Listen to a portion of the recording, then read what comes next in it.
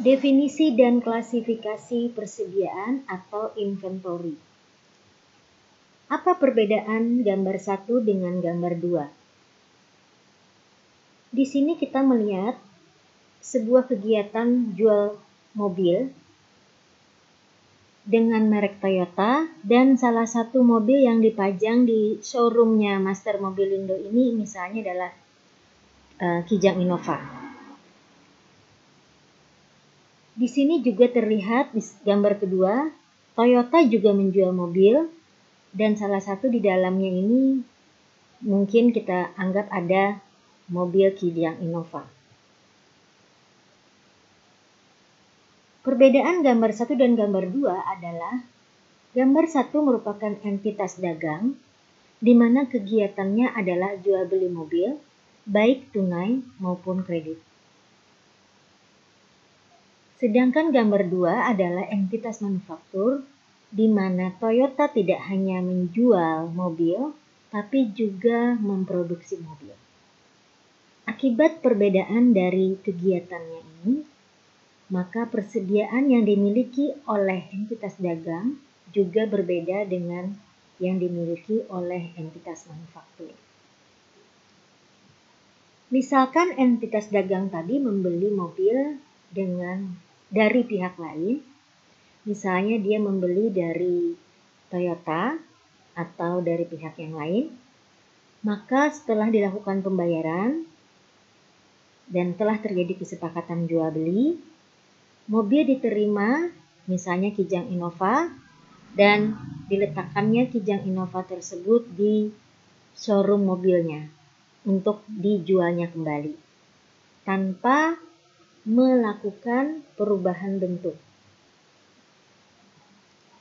Mobil-mobil yang dimiliki oleh entitas dagang dan digunakan untuk dijual kembali disebut dengan persediaan barang dagang atau merchandise inventory. Apabila dilihat dari sisi definisi persediaan atau inventory berdasarkan PSAK 14 maupun Sak-Etap Bab 11, maka persediaan barang dagang termasuk kriteria yang pertama, yaitu aset tersedia untuk dijual dalam kegiatan usaha normal.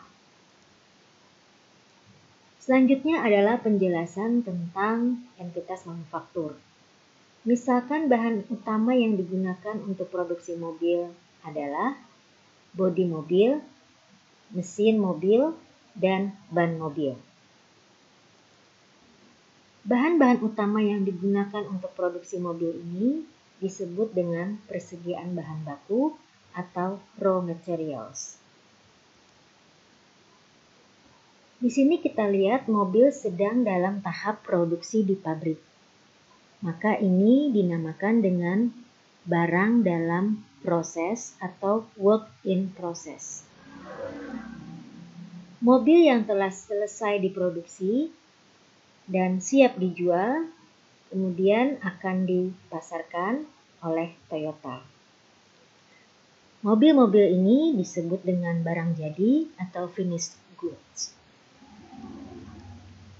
Apabila dilihat dari sisi definisi persediaan inventory berdasarkan PSAK 14, maka termasuk kriteria yang kedua, bahwa aset dalam proses produksi untuk penjualan tersebut, dan apabila dilihat dari Sak-Etap Bab 11, maka ketiga jenis persediaan ini termasuk kriteria yang kedua, yaitu aset dalam proses produksi untuk kemudian dijual.